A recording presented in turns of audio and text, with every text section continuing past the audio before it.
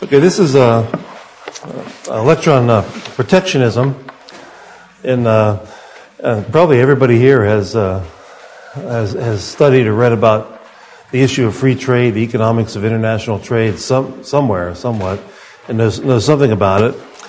And so I'm going to try to combine a little bit of economic history and economic theory about trade that it would probably be a little different presentation than what you typically see in a textbook if you take an economics course, an undergraduate course, or in trade or even microeconomics. And so, and because it usually, those of you who have taken a course like that, you know it's all a bunch of convoluted graphs and diagrams, and you come out of the course really not understanding what the hell happened in the course with all the Edgeworth boxes and squiggly lines and different colors. A former colleague of mine who's retired now, who taught international trade, I don't think I ever saw him in 10 years without his little package of different colored chalk. Because the diagrams were so complicated that you couldn't use just chalk. You had to have like 6 different colors of chalk. And I don't know how the students did. They come to class with just a black pen. And so how are you supposed to take notes with all the different colored diagrams if you just have a black pen or a blue pen? And but I'm not going to do that. I'm not going to do that. No boxes, Edgeworth or otherwise. Try just some straightforward economics. And so I'll start about trade, the virtues of trade. Then I'm going to get into protectionism and the history of protectionism in a minute. But Murray Rothbard had a really eloquent statement about the importance of the international division of labor and international trade. And I'll just start by quoting him. He said, because I think it's just eloquent, the market economy is one vast lattice work throughout the world in which each individual, each region, each country produces what he or it is best at, most relatively efficient in, and exchange that product for the goods and services of others. Without the division of labor and the trade based upon that division, the entire world would starve. You know, that's like an abrupt statement, but it's very true. It's very true. That's what makes human civilization exist. Coerced restraints on trade, such as protectionism, cripple, hobble, and destroy trade, the source of life and prosperity. So trade is the source of life and prosperity and human civilization. In itself. After all, what do? We all specialize in something, and we try to make money at it, and then we use that money to buy the things that we live on that are produced by other people all around the world who specialize in things. And one good way I think to think about it is, historically, what do governments do when they're waging war on each other? With regard to trade, what is the first thing they try to do to try to destroy the enemy's economy? The trade embargo, the blockades and embargoes. Exactly. So because they know that's always the first thing they did. In the American Civil War, 2 weeks after the war actually began, there was a trade embargo placed on the southern states by the U.S. government. World War I, World War II, that's what governments always do. And so when you talk about protectionism, what protectionism is a government policy whereby a government does to itself, its own country, what its enemies try to do to it in wartime. Protectionism is doing to yourself in peacetime what your enemies try to do to you in wartime. That's essentially what protectionism is. Blocking off trade and destroying your own economy because of the simple public choice point that almost everything government does has concentrated benefits but dispersed costs. The costs are widely dispersed among the population, but there is always a well-organized political interest group that will benefit from the blockade of trade or whatever government program you're talking about, and that's what makes government work. Because the people, the widely dispersed costs, most people are ignorant of economics and they don't understand it, first of all, and second of all, even if they did, they're not motivated to form a political coalition to stop it. They're what economists call rationally ignorant. They pay attention to earning a living, going to school, raising a family, but not policy and economic policy and all these things. And so we get special interest policies, and there's no better example of this policy of concentrated benefits, dispersed costs than protectionism. How many people here have ever read the essay I, Pencil? Raise your hand if you read I, Pencil. I'm going to get a, okay. About a third, it looks like to me about a third, something like that. But everyone should read it. If you're here, if you're willing to come here for a whole week and listen to economics lectures, you need to read I, Pencil. It's a classic article, but the author is Leonard Read, spelled R-E-A-D. Leonard Read, just like read a book. He was the founder of the Foundation for Economic Education, and the I, Pencil illustrates this point that I just quoted Murray Rothbard at. And one way to think about it is that, give me a list. Let me write down here a list of, say your favorite pizza. What are the ingredients in your favorite pizza? Just say, tell me anything. What do you need to make your favorite pizza? Dough. You need dough. Okay. Okay, we have a cheese lover there. So. Sauce, yeah, that's a good start. What a pepperoni, somebody said pepperoni, okay. What is pepperoni anyway? Do you pick, does it grow on a vine or something? Where does pepperoni come from? It's Greece, it goes in the vine in New Jersey. Yeah. What, anything else? What? What is that? Garlic. Garlic? Okay. Is that it? Well, that's not a very good sounding pizza. Anything else? Well, that's enough. That's enough. Well, just look at dough. If you think of something, a pizza, if I talk to a group of college freshmen about this, I'll make the outlandish statement that it would be humanly impossible for everyone in this room to make a pizza. And they think I'm crazy. What do you mean? I've made pizzas before. I go to the store, I buy the frozen pizza, I stick it in the oven, and then I make a pizza. But of course, what's dough? You need a wheat farm, first of all. That's the first step of having dough. You need a wheat farm. You need all the machinery that goes along to growing and harvesting wheat. And that means you need a lot of engineering expertise. You need a lot of gasoline to power the tractors and everything like that. You need labor. Labor needs to know something about that.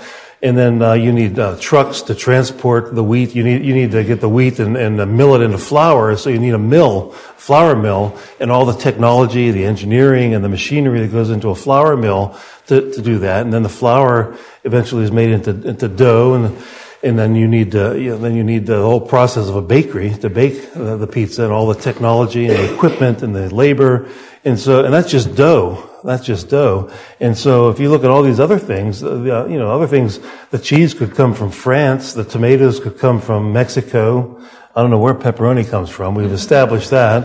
That's sort of the mystery meat, pepperoni, and on and on. And so when you think of, the most ordinary common thing, your favorite pizza from Mellow Mushroom up here, you literally involve, probably hundreds, if not thousands of people from all over the world, Mexican tomatoes and French cheese or Canadian cheese, whatever it is, who all have very specialized knowledge in their little job in the cheese factory or the flour mill or something like that. And that's what makes the world work. That's what Rothbard was talking about. These people we all cooperate, we all specialize, and with one common goal of earning a living. We're motivated by profit, all of us. And so we get our pizza. That's how we do it. And so the I, Pencil essay, for those of you who haven't read it, it's like a pencil is talking to you, and he talks about what I am made of, and it tells this same story. And I think it was published decades ago, but I think somebody more recently actually put together a list of how many ingredients are actually in a pencil. 66 or something like that, different things that you need to make a pencil. And so, but the same is true for a pizza or a hot dog or anything else. And that's what Rothbard is talking about when he said that the whole world would starve if we didn't rely on the division of labor. And that's why communism was so menacing. If you ever read the Communist Manifesto, I teach at a Jesuit school, and so therefore my students come into my class have all read it 4 or 5 times already before they even got there. It's like, and most of them are shocked when I tell them that I use it in one of my classes just as a historical document, not as roadmap for the future, and they were surprised about that because that's not what they've been taught in the other classes by this. But in one year when I taught this class, if you ever read it, Marx and Lenin say things like under communism you could be this is not the exact thing, but you could be a poet in the morning and an artist in the afternoon, a literary critic in the evening. No more division of labor. Hooray, no more division of labor. And of course the whole world would be destroyed and starved to death, as they did under communism, as they did in fact. It's not just a theoretical thing. And so the enemies of capitalism have always been enemies of the division of labor, and they don't like it. But that's what makes the world work. Here's Ludwig von Mises himself. He was very eloquent too, of course, and I'll just read a few things that he had to say. He said, trade or exchange is the fundamental social relation which weaves the bond which unites men into society. And he didn't mean to exclude women, but that's how in the old days people spoke. I don't want to offend the women in the class. If I was at my university, I'd probably get charged with insensitivity or something like that, and run out of town on a rail. If I just quote von Mises here, man serves in order to be served. Nothing's truer than that in any trade relation. And he says, Western civilization itself is the result of achievements of men who have cooperated according to the pattern of contractual coordination. And he repeats what I've said in my other lectures yesterday, that there are only two ways to make money. That is the contractual coordination, as he calls it, the market, or being a ward of the state. That's another way you can survive, being a ward of the state, rely on the state for your income. And Mises said the wards, as far as, if you're not a free person and you're relying on government, says, quote, the wards have one freedom only, to obey without asking questions. That's not a very, very good thing. Friedrich Bastiat, famous Friedrich, I don't know, maybe not everyone has heard of Bastiat. I should write the name down. Friedrich Bastiat. Everybody here should read Bastiat also. Should read what Bastiat on trade, along with iPencil. Friedrich Bastiat was a Frenchman. He was a gentleman farmer. He inherited a farm. He had enough money to pay someone to run the farm. And he spent about 10 years of his life educating himself on everything he could get his hands on. He read science, history, economics of his day. This is in the 1840s, everything. He had a good close friend that he would meet with every day, and they would have like their own personal debating society and discussion society. And so it was like a 10-year PhD seminar among these two men in France. So after doing this for 10 years, Bastiat just exploded with writing books and articles mostly about trade, about international trade, and probably his most memorable one is called Economic Harmonies. And he also went all over making speeches, all over France making speeches in favor of free trade, because he had seen what protectionism did to his hometown in coastal France, essentially destroying it and turning it into a ghost town with high unemployment and poverty. And in the 1840s, poverty was serious. It meant starvation to a lot of people. In America, we talk about poverty, but poverty here is nothing compared to parts of the third world today, or France even in the 1840s. And so Bastiat, one of the comments he made was that he thought protectionist tariffs, he equated it with communism of his time, because he said it's essentially an attack on private property. When the government imposes tariffs or import quotas, it is abolishing a part of your private property. It's telling people that you do not have the right to use your property in whatever way you want to use it, to buy and sell goods and services. And so he thought, once we give in to this, once we acquiesce in protectionism, high tariffs, quotas on imports and so forth, we've given everything up. We've said the state has the right to abolish private property. And that of course, if you ever read the Communist Manifesto, it says that in big black capital letters, abolition of private property. That's what socialism has always been all about. That was Hayek's, that was Bastiat's take on it, as far as that goes. Let's see. So I encourage everybody to read Bastiat. One of the things Bastiat was famous for is the slogan. I don't think he originated this, but he was popularized it a lot. That if goods can't cross borders, armies will. And so historically, protectionism has been the source of a lot of wars, and for a good reason. And that if people are prospering through mutually advantageous trade, they're benefiting from cooperating with people in other countries, it's foolish to wage war with these people. You're killing the goose that lays the golden egg, as they say. And here's how Ludwig von Mises said it. And he says, what distinguishes man from animals is the insight into the advantages that can be derived from cooperation under the division of labor. Man curbs his innate instinct of aggression in order to cooperate with other human beings. The more he wants to improve his material well-being, the more he must expand the system of the division of labor. Concomitantly, he must more and more restrict the sphere in which he resorts to military action. Such is the laissez-faire philosophy of Manchester. And when he's talking about Manchester, he's talking about two men who Bastiat knew, Cobden and Bright. Their names were Cobden and Richard Cobden and his friend Bright, John Bright. And they did something similar to what Bastiat did in France. Bastiat started up a newspaper. He got himself elected to the state assembly. He wrote books, and he persuaded France to move in the direction of free trade. But Cobden and Bright were even more successful than he was. In that they did the same thing. They were businessmen, and they crusaded for free trade. They weren't intellectuals. They weren't academics.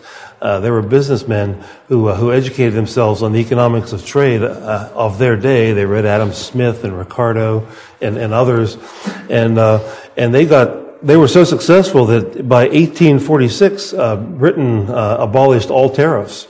There was these laws called the Corn Laws that put tariffs on imported food. It was called corn, but it applied to more than just corn laws. And those were abolished. And this is Bastiat's time, 1846, around there. And so for 70 years, Britain had almost pure free trade during this whole era here. And so it's, they abolished slavery around the same time, 1840 in the British Empire. And then they got rid of tariffs also. And Bastiat, by the way, he also said in his famous book, The Law, that he praised the American system, the constitutional system of America, but there were two great sins, he said, slavery and protectionism. And so he equated this as protectionism being an abolition of private property, and slavery is an abolition of private property. It's a theft of human beings. But he didn't equate them in saying they were exactly, moral equals, but he said they were the two great sins of America. Otherwise, he liked what was going on in America for the most part, because government was very minimal as far as that goes.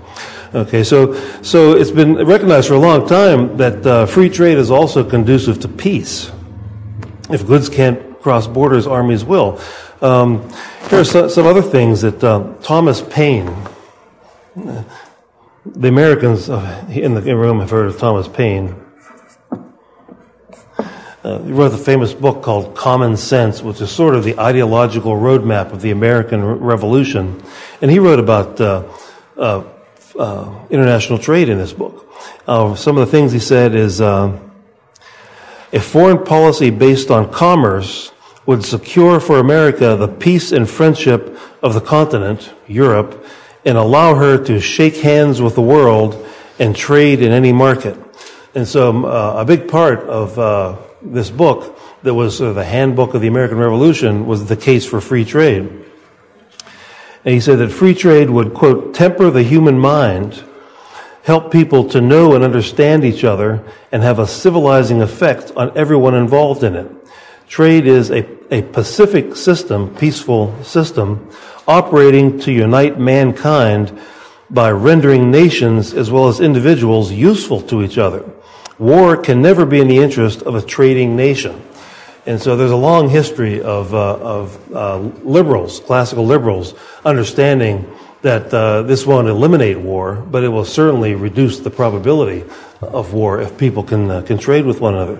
George Washington, the first American president, said this. He said, "Harmony, liberal intercourse with all nations are recommended by policy, humanity, and interest." He said in his farewell address, he said, "Our commercial policy should hold an equal and impartial view, and neither seeking nor granting exclusive favors or preferences, consulting the natural course of things, diversifying by gentle means the streams of commerce, but forcing nothing." End quote. That was George Washington. And so at the very beginning of the American Republic, all the top statesmen were free traders. And there's a very eloquent statement of free trade there. And Jefferson is known for the slogan, commercial relations with all nations, but entangling alliances with none. Of course, today, our motto is entangling alliances with everyone. It's not just none. The word none has been replaced by everyone, and it has been for a long time. It's a lot different. And so this is part of the case, for free trade, for free international trade. Why? Not only does it lead to prosperity, but peace. If you want peace and prosperity, the liberals thought, the classical liberals thought, free trade is a very important thing. It won't guarantee it. And Mises himself also, in some of his writings, he was, sort of mocking the idea that was popular in the early 20th century, that democracy would lead to peace. And of course, a lot of scholars thought that after the French Revolution, when democracy was introduced into France, that would put an end for once and for all to the endless wars between France and England and the European powers. But of course, Napoleon did not agree with that theory, and Mises writes this out. He sort of mocks the idea that people said that, well, democracy will put an end to all these wars. He said, Mises said that under the leadership of Napoleon, they adopted the most ruthless methods of boundless expansion and annexation, even though they were ostensibly democratic and no longer under a monarchy. And so that idea was, crushed by world events right away. Now, in terms of history of protectionism, we have the growth. I mentioned the growth of trade. How we have the growth of trade, and it's the source of prosperity and international prosperity. But the growth of freedom always threatens the state, and the state always reacts by trying to put restrictions on freedom. If we're all free to live our lives peacefully, who needs a state? And so once you have a state, the growth of freedom is sort of the mortal enemy of the state, and the state will fight that. It will battle that. It always has. It's always been true. And the way the state has fought this in terms of in the freedom of trade in the 16th and 17th centuries, beginning that long ago. Capitalism really didn't begin to become realistic until the 15th century. The Dutch were probably the first people to really practice, capitalism. And then, not too long after that, the doctrine of mercantilism was invented by the states of Europe. And here's what Rothbard said to describe it. He said, mercantilism, maybe I should write this down, mercantilism.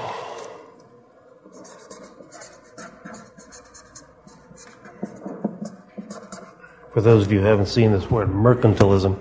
It said, mercantilism, which reached its height in the Europe of the 17th and 18th centuries, was a system of statism which employed economic fallacy to build up a structure of imperial state power, as well as special subsidy and monopolistic privilege to individuals or groups favored by the state. Thus, mercantilism held that exports should be encouraged by the government and imports discouraged. And this, of course, Guido Holzmann mentioned the fallacy here that back when the world was still in the gold standard, it was thought by the mercantilists, or at least they espoused this view. It's hard to tell if they actually genuinely believe this, that the wealth of nations came from the accumulation of precious metals. And so, if you're a British subject and you're buying something from France, you're giving a Frenchman gold in return for whatever the Frenchman is selling you. So gold is leaving the country. And if gold is leaving the country, England becomes poorer as a result of that. Therefore, we need import restrictions. We need to prohibit people from buying things from the Frenchmen here in England. The argument went, and the French made the same argument. So it was mutual impoverization, I guess, if that's a word. Like I said earlier, that protectionism is doing to yourself in peacetime what your enemies want to do to you in wartime with trade embargoes. And it's always been true. This was fought, of course. Adam Smith's famous book, The Wealth of Nations, was an attack on mercantilism. That's the thrust of the book. It was a major critique of that day on mercantilism. And Robert Jacques Turgot, whose name is up here somewhere. I don't know if it's this room or one of the other rooms. There it is, right there. A.R.J. Turgot. He was the French finance minister. In 1774, the very first thing he did when he became the French finance minister was to decree freedom of import and export in France. And if you were to ever visit the home of Thomas Jefferson, which is called Monticello in Virginia, Charlottesville, Virginia, as soon as you walk in the front door, there's the original marble bust of Turgot is there. Jefferson was a friend of Turgot, and he studied Turgot, who was a precursor of the Austrian school. The French physiocrats were precursors of the Austrian school. And to this day, you can see that. And so Jefferson thought so highly of Turgot that when you walk into his home, that's what you see. That's the first thing you see is that. And then, of course, I think there's also a bust of Madison and Jefferson. And I can recall when Bill Clinton was elected, by the way, that before they actually went to Washington to be inaugurated, Clinton and Al Gore, as vice president, stopped at Monticello. And Al Gore, the vice president of the United States, looked at the busts of Thomas Jefferson and James Madison and said, "Who are those guys?" And that's a true story. It was in all the newspapers. And I'm sure he wouldn't have known who Turgot was right there next to these things. But that's a true story. And so we had heroes like this. Adam Smith in The Wealth of Nations, he explained why smugglers are heroes.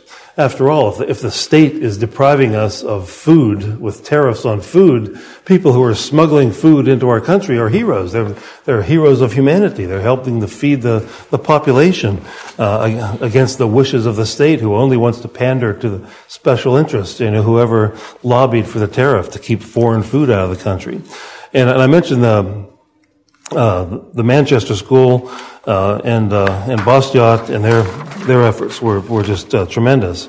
Now, the American Revolution itself, the American Declaration of Independence, it contains a train of abuses. Thomas Jefferson wrote this, the Declaration of Independence, and among the train of abuses that were mentioned were cutting off trade with the world. The British Empire had cut off trade, had made it very difficult for the Americans to trade, to engage in the international division of labor. And they understood because, people like Jefferson, who had Turgot's marble bust by his front door at his home, understood the importance of the international division of labor and free trade.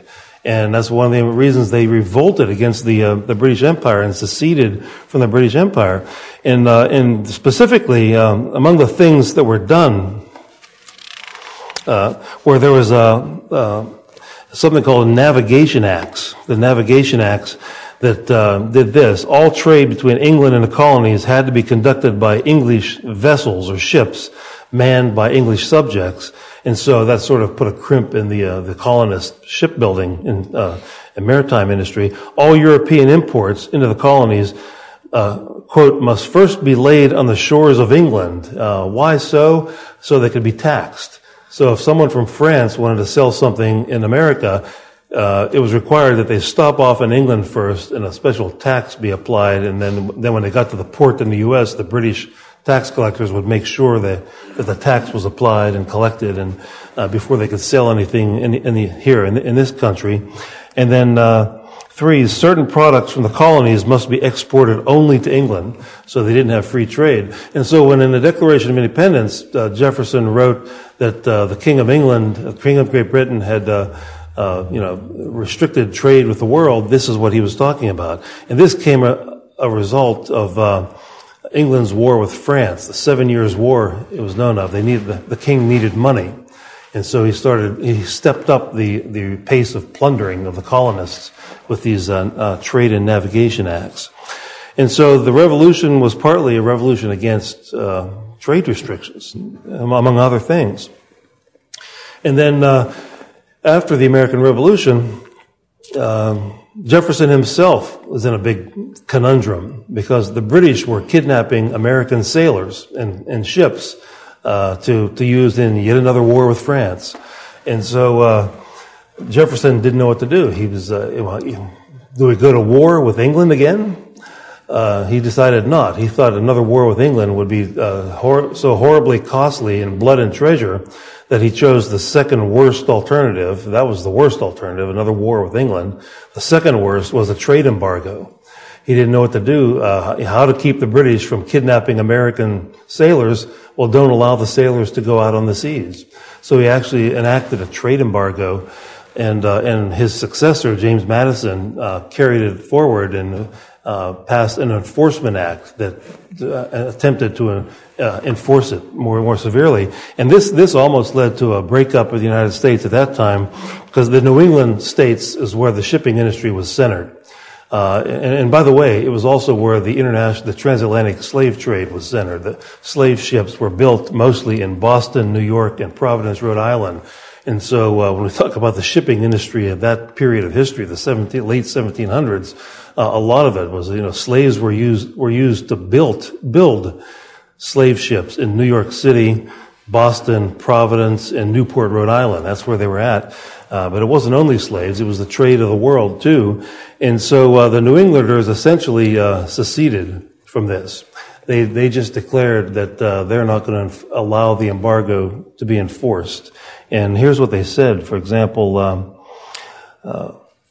Massachusetts, the Massachusetts legislature condemned the embargo, demanded its repeal, and they said that it was, quote, not legally binding.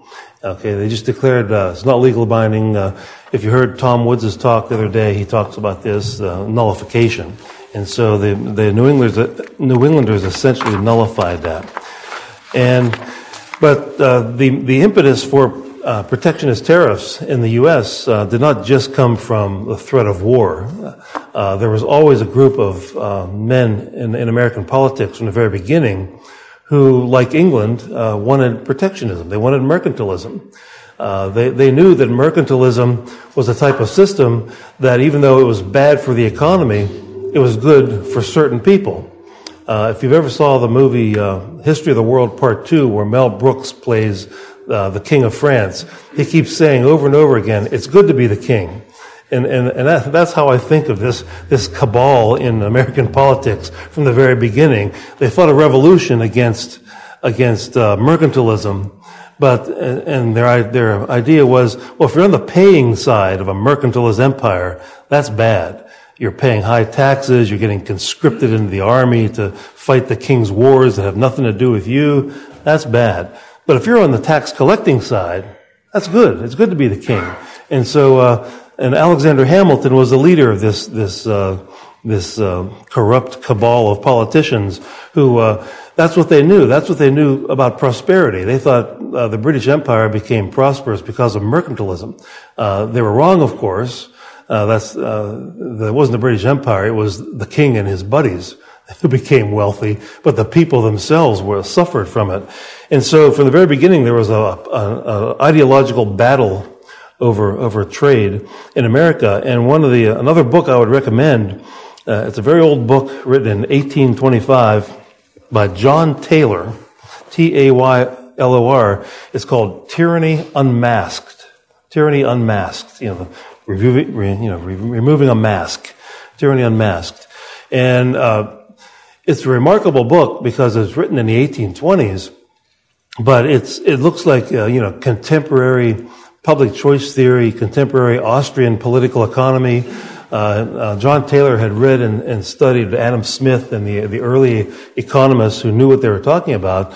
And everything in it is not correct. He makes a few errors here and there, but he's very, very solid on the whole issue of trade. And here's what the introduction to his book is written by a historian, and here's what the historian says about this. He said the chief advocates of protectionism or mercantilism in America, he said this, quote, "These men included Hamilton and the Federalists, and later the politicians of the era of good feelings in the 1820s, who eventually became Whigs, the Whig Party, W-H-I-G, and not wig like a hair wig. These men sought to bring the British system to America along with its national debt, political corruption, and court party." And so the fight was on. The free traders on one end, Jefferson and his followers, and the protectionists on the other end. And here's what John Taylor called protectionism. He called it a tyranny, and what he was trying to unmask was the fables and lies that had been concocted by the mercantilists to justify their system. And I'll read you just one passage from Tyranny Unmasked that I have here because it's about Alabama, of all things. John Taylor was from Virginia, and he says this about this whole issue. "Will Alabama want nothing but cotton? Should that state select this species of labor for its staple? Can she eat, drink, and ride her cotton?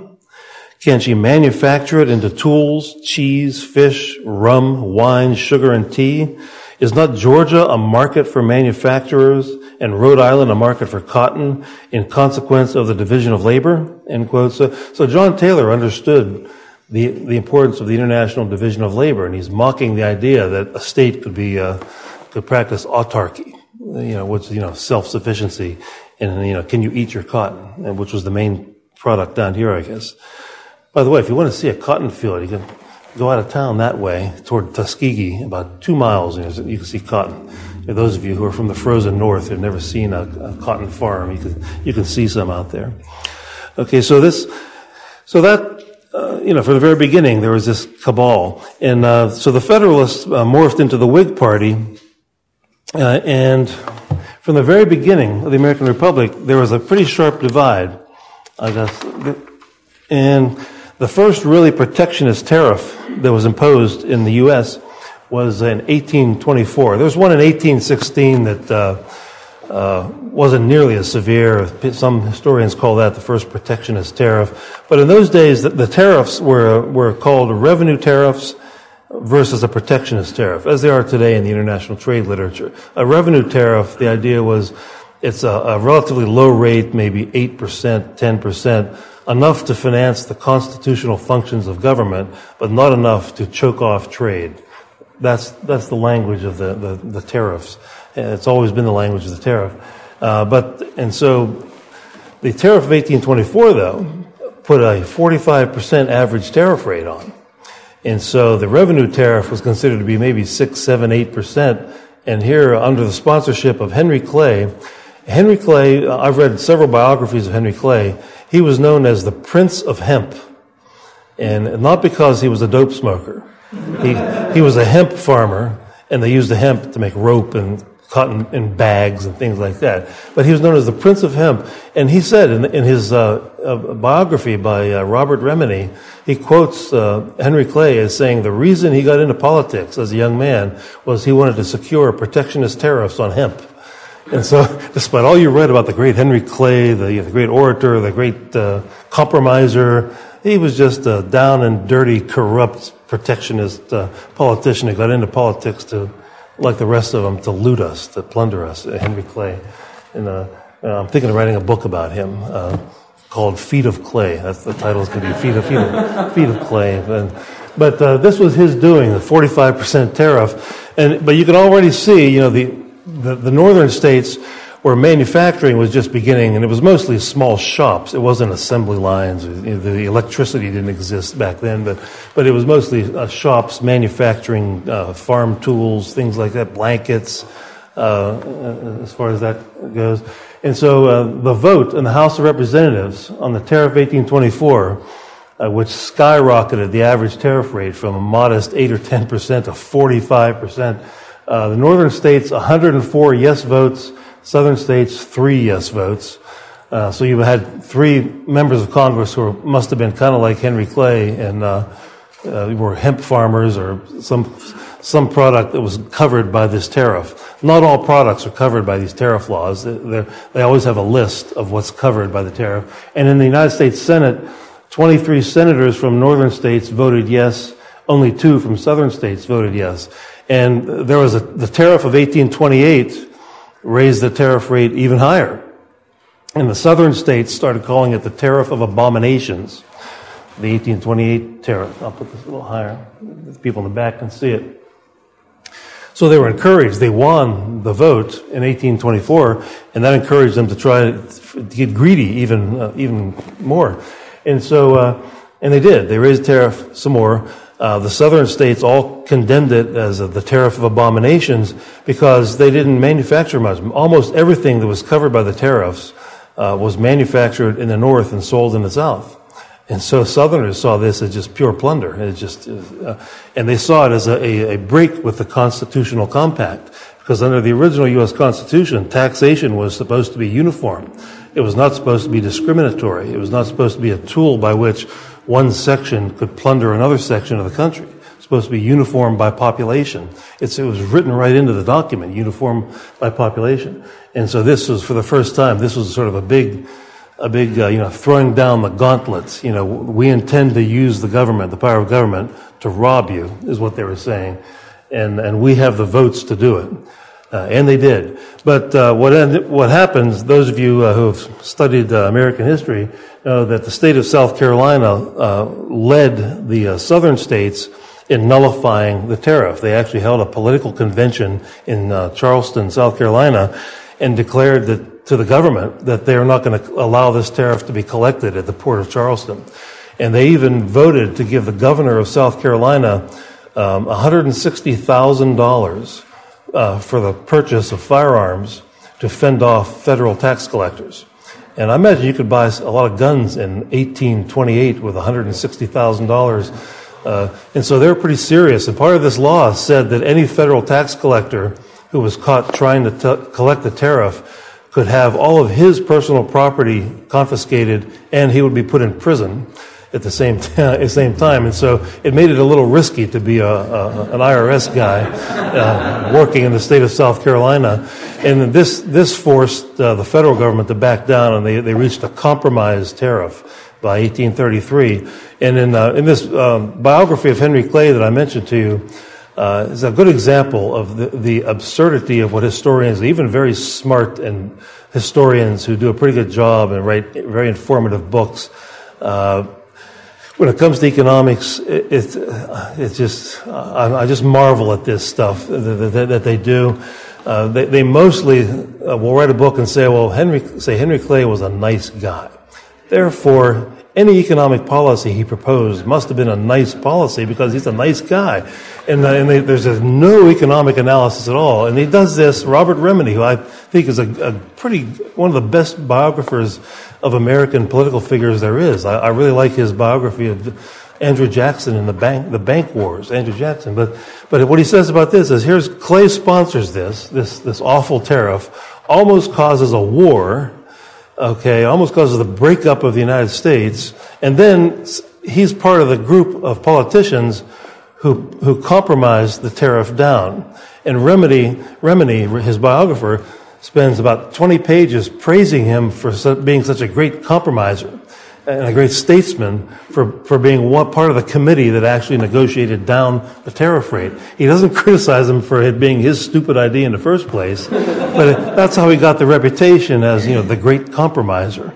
But the same thing with the War of 1812. No one was more responsible for the War of 1812 than Henry Clay. And what does Remedy do? He doesn't blame him for the war, which was a disaster. The British burned down the White House in Washington, D.C. Hold your applause, please. But to them, it was a disaster. To me, it was a good thing, but to them, it was a disaster. And so once again, he's praised as a great compromiser because he was part of the committee that worked on the treaty with Great Britain to end the war, which was his stupid idea in the first place.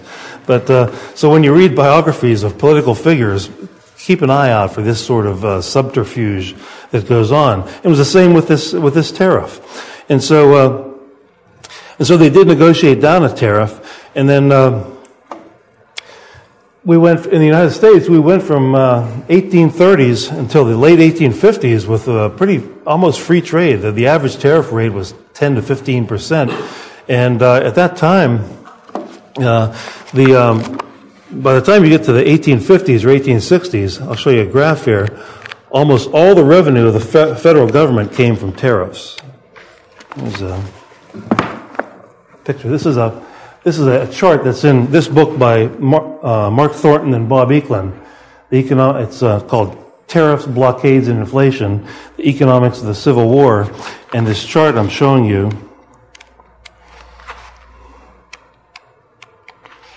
put it up here again, shows that this is the source of government revenues from 1820 to 1860, and right here, this is tariff revenues, where about 95% of all federal revenue came from tariffs at the time. And that was, at that time, the average tariff rate was about 15%, 15%, and it collected about 95% of all federal revenue. And so, and that was true until 1913, until the, not the 95%, but the tariff was a very prominent source of federal revenue until the income tax came in 1913. And so there was a depression in 1857, and the Whig Party had collapsed, and it turned into the Republican Party for the most part. And the Republicans used the depression as an excuse to say, we need protectionist tariffs to get out of this depression.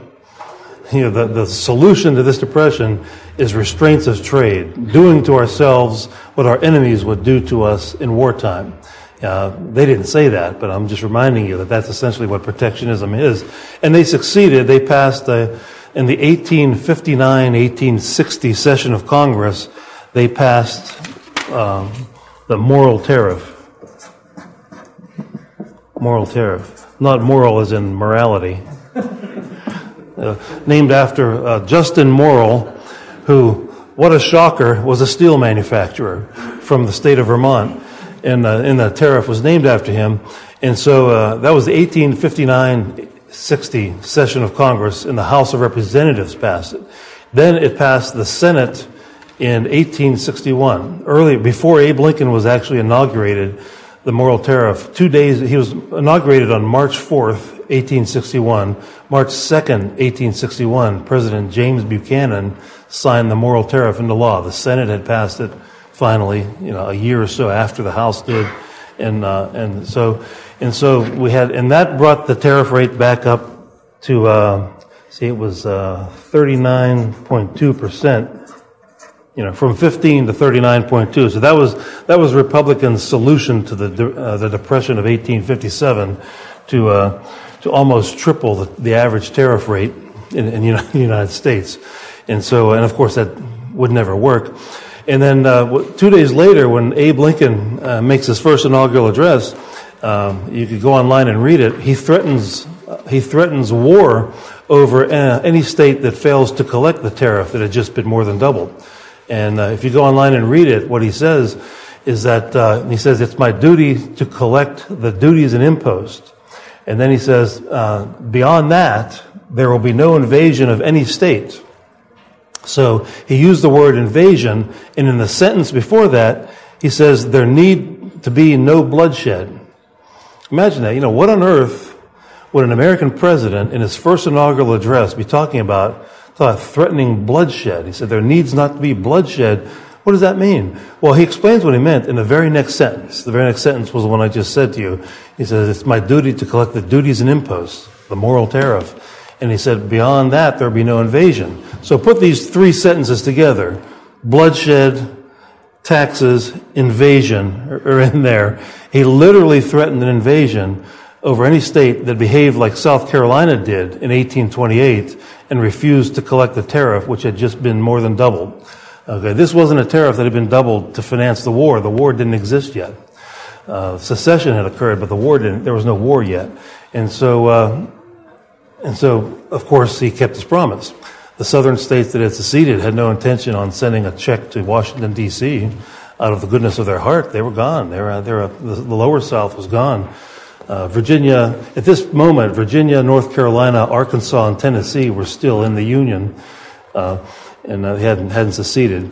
It wasn't until after the invasion of their sister states occurred that they reversed their vote and left the Union, those upper South states. And so there were I think 16 different tariff increases during the Lincoln administration. So by the time you get to the end of the American Civil War, the average tariff rate was actually 47%. I think it was 47.2, and it remained in that range, 45 to 50%, until 1913. And so this was not just a war tariff. This was the heart and soul of the Republican Party. Big tax. It was the main form of taxation. And to see the sort of damage this did, the disaster that this policy created, is this was the second American Industrial Revolution, as the historians call it, and it choked off a lot of international trade. It disrupted the international division of labor to some degree. You shouldn't exaggerate how much it did, because at that time international trade was still only 10% of the economy. So you're choking off a good part of the economy. It's not ruinous, but the economy would have grew faster than it did had we not had protectionism like this. And an interesting thing that happens is that farmers were disproportionately harmed by tariffs, as they always were, because of the fact that, yes, farmers, like everybody else, had to pay higher prices for these things that had the new tax on it. But whenever you impose a tax on imports, it becomes a de facto tax on exports, because our trading partners have less income. You're blocking trade from, say, England and France, and the people in England and France therefore have less money, fewer dollars with which to buy American goods. And what were they buying from America? Mostly food, mostly agricultural products. And so the farmers have always understood this. They've always understood that whenever the tariffs go up, they pay a disproportionate cost, disproportionate price. Not only do they pay a higher price for everything that is taxed, but their business is choked off. Their business goes down, their export business. And at the time of the American Civil War, the 1860s, about 3/4 of what the farmers in the southern states grew was sold in Europe. They were exporting about 3/4 of everything they grew was sold in Europe. And the same was true with the Midwest farmers. They were major exporters to Europe. That's why the Erie Canal was built, to transport goods from that part over to the Hudson River, onto Europe, as well as New England and elsewhere. And so what happened was, farmers were, let's see, what's the scientific word? Screwed. I think they were screwed by the protectionism. And so by the time you get to the late 19th, early 20th century, a deal was cut. The farmers became a powerful lobbying force for an income tax, because they were promised that we will reduce the tariff rate and take the pressure off you if you, in return, you, the farm lobby, which was very powerful in the late 19th century. It was so powerful, I did a study once of the origins of the antitrust laws, which began in states like Missouri. There were a number of state antitrust laws, and Missouri was one of the first. And farmers were so powerful there politically that if you were, say, a dentist, you would identify yourself in the legislature as a dentist-farmer. If you were a school teacher, your occupation would be listed as teacher-farmer, because everyone wanted to be associated with farming, because that's where the votes were, that's where the political power was. And so this powerful political bloc became a powerful force for an income tax, because they're promised that we will quit discriminating against you. And they did. So they supported the income tax. The income tax came in 1913, and the average tariff rate was dropped way back into the 20% range. But then within a few years, the Macomber tariff increased the rate back up to closer to 30%. And so here you have the income tax in 1913.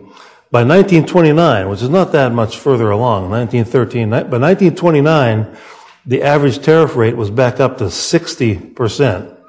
And the income tax rate also started out as the top rate would only be 7%, and you had to make $500,000 to be in the 7% bracket. But during World War I, the top rate was raised a little bit to, 70%. Then it went back down, but not all the way back down to 7%. And so by the time you get to the Great Depression, 1930, you had a 60% average tariff rate and a much higher income tax rate than was promised. So the farmers were, what's the scientific word? Screwed again. And so it was, if you look up bait and switch in the dictionary, this story ought to be told of a bait and switch. They were just duped tremendously by the politicians in Washington over this. And of course, the 1929, that was the Smoot-Hawley tariff that many of you have heard about, named after two crooks named Smoot and Hawley. Congresspersons. I mean, two crooks. And so, some of you here are old enough to remember when Ross Perot debated Al Gore, I think, years ago when he was running for president, and Al Gore presented Ross Perot with a portrait of Smoot and Hawley. I think it was on the Larry King show or something like that, because Perot was advocating protectionism, and it caused an international trade war where the total value of world trade was reduced by 2/3 in 3 years. And Herbert Hoover, by the way, signed the Smoot-Hawley tariff. It really should be called the Smoot-Hawley-Hoover tariff. He signed it into law. It wouldn't have gone into place if Hoover hadn't signed it. He could have vetoed it, and it probably would not have been overridden, but he did. And so the United States spent the next 50 years trying to recover from the Smoot-Hawley tariff. In fact, the whole world did. If you recall reading about trade talks, when the governments have trade talks, it was originally called the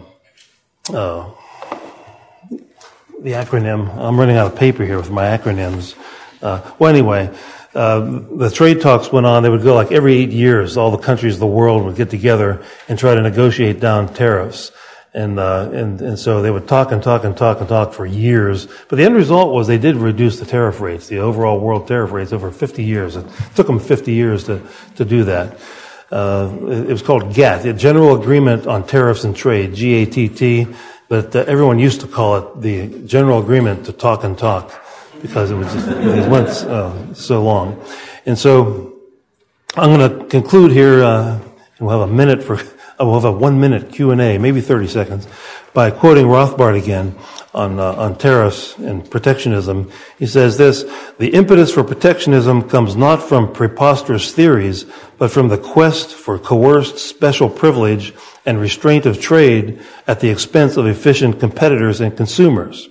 In the host of special interest using the political process to repress and loot the rest of us, the protectionists are among the most venerable.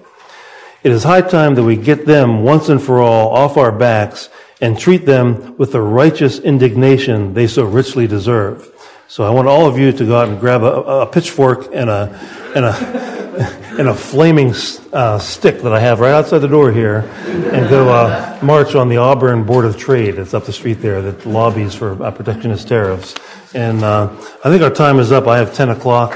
Okay, and so that'll be it for now, I guess.